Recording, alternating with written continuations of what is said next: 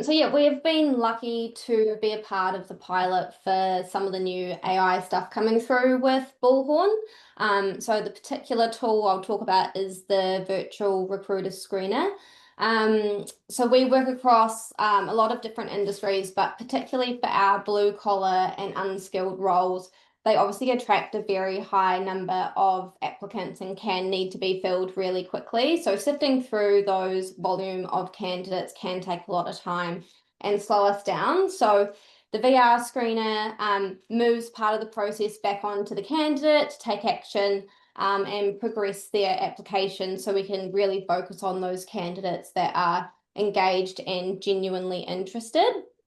I'm going to share my screen. Awesome. So I've just put in some screenshots because it's obviously off over a couple of platforms. So we create the job in Bullhorn, and then we've got a custom field that triggers to generate some questions using the VR screener. So that part is created currently with a webhook in automation.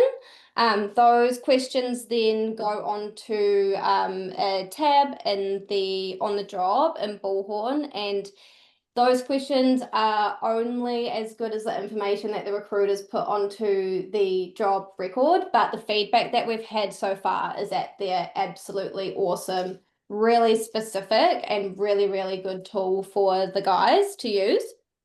Um, there's two ways that you can deploy the VR screener, so either submitted candidates or to anyone that applies to the job. And then we've got a chatbot that goes out via automation to via two different automations for that. Candidate gets an email inviting them to go, do an initial screening, and then we've got some knockout questions in there as well. So if they're not legally allowed to work in Australia, if they make it through the chatbot, then they click on this begin screening button down there.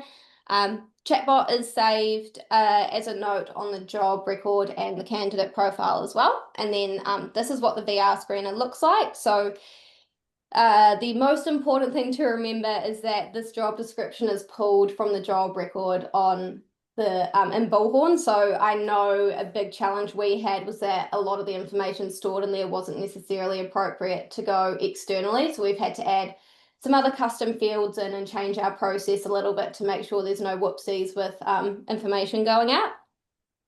After they complete the screener, sorry, what it is as well is they start the interview and then there is an agent or VR recruiter who asks them the questions that were on that screening tab as well, and the candidate just speaks back, so it's all by voice. From there, when they complete it, it saves a summary along with the transcript and some talking points on their profile on as well, and gives them a score. And then if someone's taken the time to complete the VR screen, it's really important that we get back to them. So we've had to create an additional rejection status for submissions as well, specifically for this to trigger an automation that just says, hey, thanks, but due to like large volume or whatever, we're not progressing you.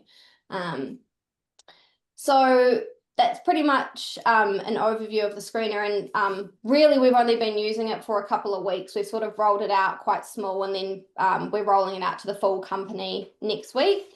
The feedback we've had so far is that the screening quality and then consistency across candidates has improved a lot. That first initial phone conversation with the candidates that the recruiters are having is way more effective. They know a lot more about the candidate already. We've got sort of basic candidate automations and screening to get all of their notice period, salary expectations, job types, blah, blah, blah. But the VR screener is giving early insight into their alignment and suitability for the role. They've also said it's really helping them to identify maybe other roles that the candidate is better suited to based on their answers as well. So far, completion rate or conversion has been better than I expected. It's actually higher for the blue collar roles than some of the white collar roles that we've been using it on as well, which is quite interesting.